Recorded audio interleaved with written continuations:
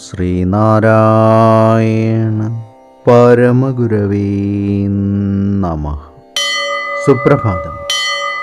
1922 ദിവസമായ ഇന്ന് 2026 ആഗസ്റ്റ് മാസം 19 ബുധനാഴ്ച, 1202 ആണ്ട് ചിങ്ങമാസം 3 ഗുരുവചനങ്ങളിലൂടെ ഗൃഹസ്ഥാശ്രമത്തെ പ്രാപിക്കുന്നവൻ സശ്രദ്ധം വിവാഹത്തിൻ്റെ നന്മ തിന്മകളെക്കുറിച്ച് ആലോചിച്ചിട്ട് വേണം വിവാഹത്തിലേർപ്പെടാൻ.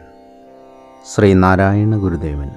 ശ്രീ നടരാജഗുരു എഴുതിയ ഗുരുവിരൽ എന്ന പുസ്തകത്തിൽ സാധന എന്ന് വിവരിക്കുന്നതിൻ്റെ 38 ഭാഗമാണ് ഇന്ന് അവതരിപ്പിക്കുന്നത്.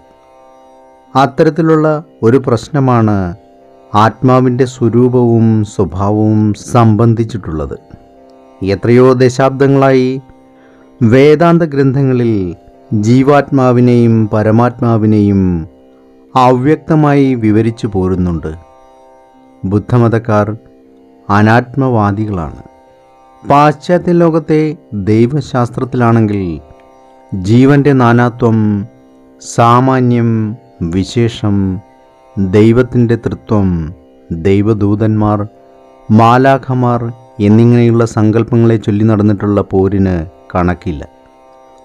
ഇത്തരം സങ്കല്പങ്ങളെയെല്ലാം മീമാംസ്യമായി പരിശോധിക്കാനും സാർവത്രികമായ നിയമങ്ങൾക്കും തത്വങ്ങൾക്കും ചേരുന്ന തരത്തിൽ തരംതിരിച്ച് കാണാനും ക്ലാൻറ്റും കോറ്റയും ശ്രമിച്ചിട്ടുണ്ടെങ്കിലും ഇന്നും പൊതുവിലുള്ള ധാരണ ഇത്തരം പ്രശ്നങ്ങൾ കവിതകളിലും അനുഭൂതി കഥനങ്ങളിലും അർത്ഥവാദത്തിലും തത്വചിന്തയിലെ സിദ്ധാന്ത സ്ഥാപനത്തിലും അഭ്യൂഹങ്ങളിലുമല്ലാതെ മറ്റെങ്ങും വിലപ്പോകാത്തതാണെന്നാണ്.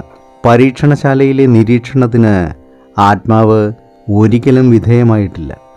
സാധാരണ ജീവിതത്തിലെ അനുഭവത്തിന് നിരക്കുന്ന തരത്തിൽ ഈ പ്രശ്നം പരിഹരിക്കേണ്ടത് തന്നെയാണ്. അതിന് നാം സ്വീകരിക്കുന്ന സമീപനം ശ്രൗതമായിരുന്നാലും സ്മാർത്ഥമായിരുന്നാലും പരിഹാരം ഓരോരുത്തരുടെയും ആന്തരികമായ അനുഭവത്തിന് ചേരുന്നതായിരിക്കണം. ഏവർക്കും നന്മ നിറഞ്ഞൊരു സുദിനമായിരിക്കട്ടെ എന്ന് ആശംസിച്ചുകൊണ്ട് നിർത്തുന്നു. നന്ദി, നമസ്കാരം. ഗുരുധർമ്മം ജയിക്കട്ടെ.